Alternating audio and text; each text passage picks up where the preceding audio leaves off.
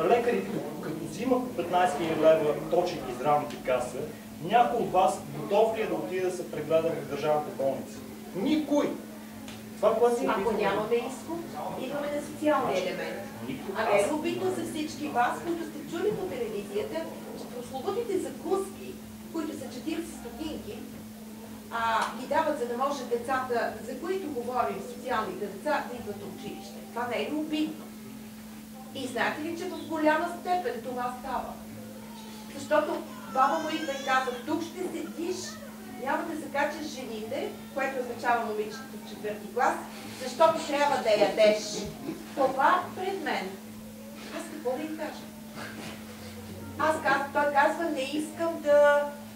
Той казва, отписвай ме. Той казва, отписвай ме. От следобедните занятия, те наречените по интернатни групи, знаем от нас като занимални.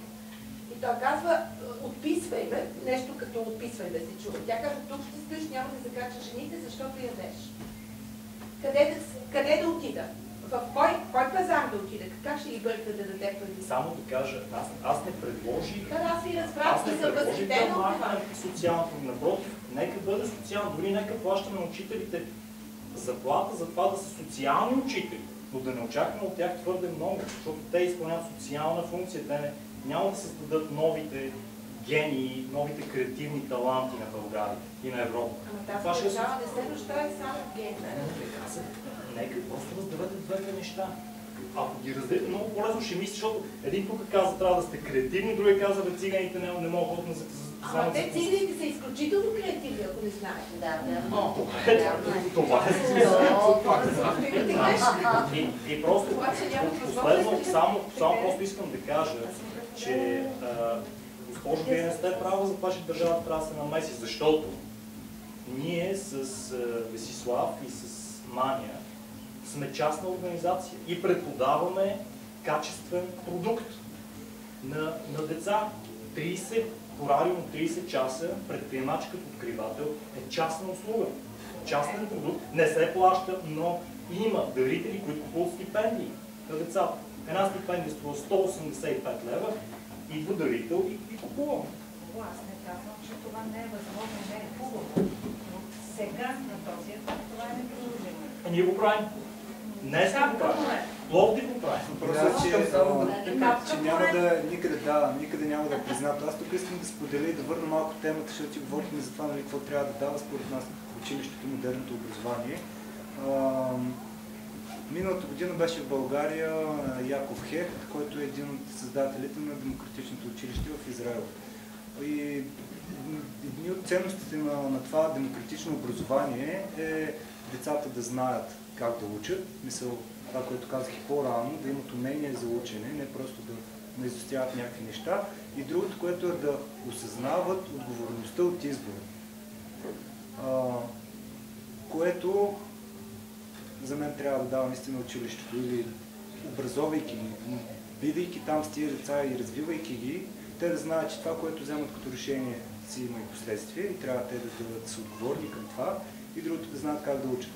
От гледна точка на това, което ти казах, нали, правим го безплатно и така нататък, супер наскоро бях на едно събиране тук в Пловдив, има инициативна група за създаване на първото демократично училище в Пловдив. В София вече има такова работещо, което е нелегално. В Израел, когато е започнало, също е било нелегално. И стигнахме, нали, говорейки в дискусията, пак имаше една такава дискусия. Какви са проблемите в образованието? Имаше учители, имаше родители, имаше от всякаква възраст. Всички така, нали, знаем ги много добре проблемите и изказахме си ги. Тръгнахме да говорим за демократичното образование. Какво е то? И други хора бяха чели книгата, бяха възприели идеите, всичко много красиво. И в един момент стигнахме до въпроса: окей, правим ли го? И половината родители станаха, дори мисля, че бяха почти всички и казаха: ма как така, нали? Те не отговарят на държавните образователни изисквания, което означава, че нашите деца няма да вземат дипломи. Какво правим тогава? Как така нашите деца ще са без дипломи? А преди това си говорихме 2 часа точно за това, което и ти казваш. Ако децата са креативни, ако децата са учени в това да осъзнават отговорността и да могат да се справят във всякакви ситуации, не да чакат те да бъдат назначени на работа, ами те самите, ако трябва да си създадат работа, да ги имат уменията, тогава за какво си имат дипломи? И дойде въпросът, защото в София има вече функциониращо такова училище, в София как са го направили. И отговорът беше, те там, нали, родителите им са IT специалисти и това така. Какво означава, че тия родители не се интересуват от децата си? Не, обратно, точно защото ги вълнува и точно защото знаят каква е тежестта на тази диплома в, пак казвам, нашето модерно общество, което, както се споменава, след 80 години не се знае въобще за какви умения ще говорим за различните специалности и къде ще бъдем и какво ще е бъдещето. Затова за мен е това. За мен интересното е това, че това, което чувам до момента е, че от една страна едно от големите предизвикателства и големите проблеми на образованието е това, че то е в рамки и е с конкретни стандарти и препоръката е да излезе от тях, но в същото време това е невъзможно. Тоест, как една формална образователна система няма как да има рамки, да е без рамки. Точно това е да опонирам на колегата, че ние говорим за система.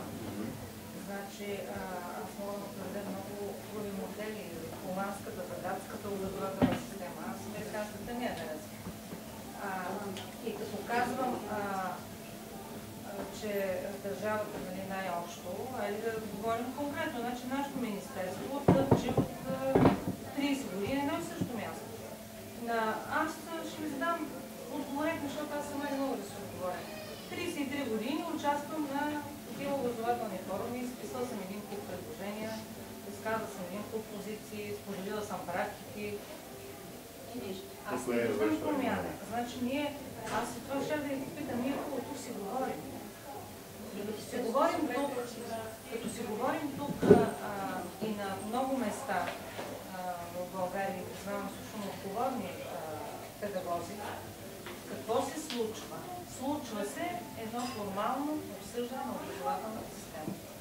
Едно смесване на модели. Този закон предполага, новия също казва свобода на учителя. Значи от този новия закон, това, което мисля, че учениците приветстват, е, че имат възможност да се профилират обучението на след 10-ти клас и да се получи тази прагматична подготовка, която им е необходима за по-нататък. Само може значи, когато си мисли за... Първо ще кажа това неща, за системен, някакъв системен подход към проблема, от друга страна нещо друго, което ще запазя за по-нататък. Системен подход, окей, ние мислиме системи, модели, работи, истории, но може да трябва да внимаваме в критериите и този това въпросът какво трябва да дава е някакъв важен. Защото ние сега се обръщаме към различни системи, но системата преди 89 е критикувана, ама тя най-беше ефективна. Защото ако се върнем назад във времето 90-те години, когато говорим за този голям социален проблем, който продължава и до ден днешен на изтичане на мозъци, те мозъци изтичат, защото ги много. Защото са били създадени. Аз имам примери, съжалявам, не съм възпитан тогава, не съм учил дали за съжаление или за радост, не знам. Но познавам хора, които са ми казали, че в втори, трети, не съм сигурен кой клас, основно образование било, са разучавали ДОС, т.е. са работили на много за времето си висока технология. Имало е добри физици, добри математици, т.е. практици във всяка една област, която и то на световно равнище все още някакви такива ехото от времето чуваме и до ден днешен с Теодоси, човек, който е възпитан шампиони по физика. Сега чуваме такива ехото от миналото на отличници по олимпиади международни.